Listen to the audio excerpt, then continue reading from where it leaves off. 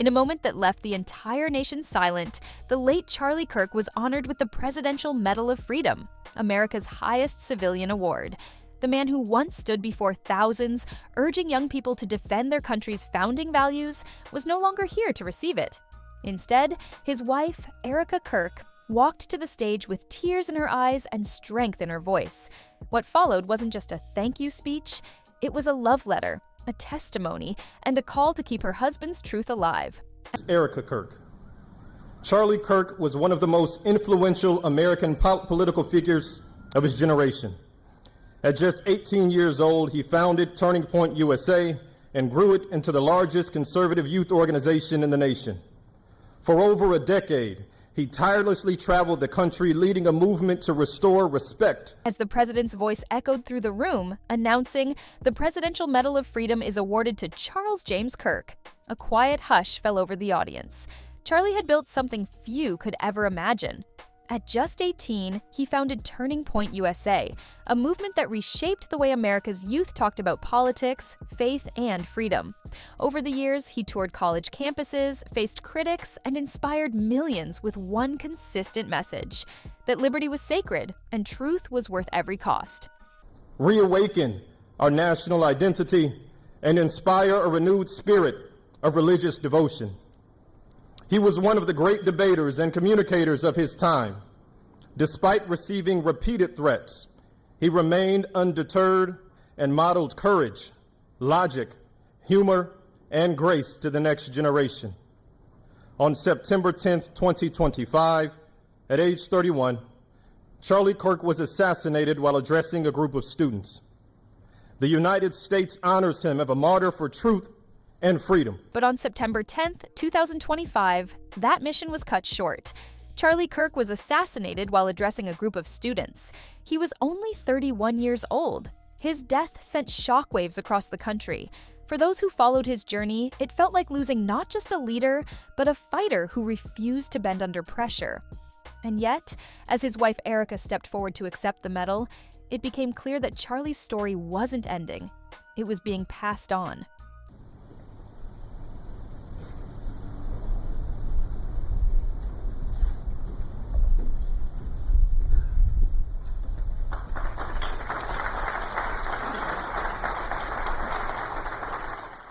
Her first words were filled with grace and gratitude.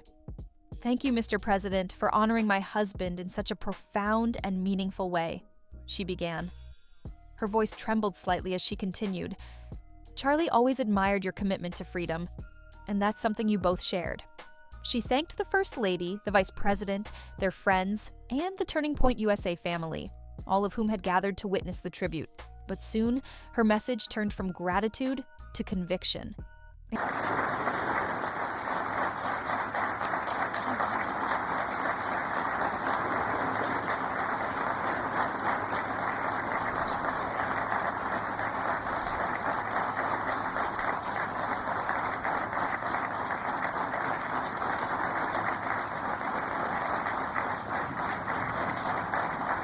Erica's speech wasn't about politics.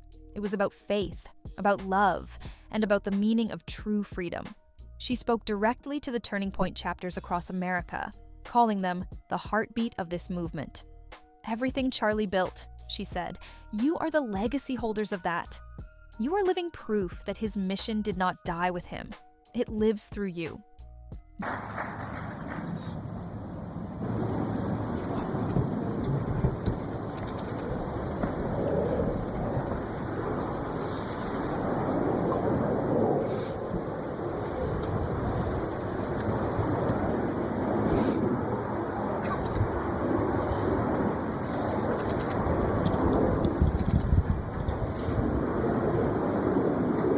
Thank you, Mr. President, for honoring my husband in such a profound and meaningful way. And thank you for making this event a priority amid the peace process in the Middle East. Thank you. Then came the line that resonated around the world. "The next generation will decide whether freedom endures. And because of you, I know that freedom will endure."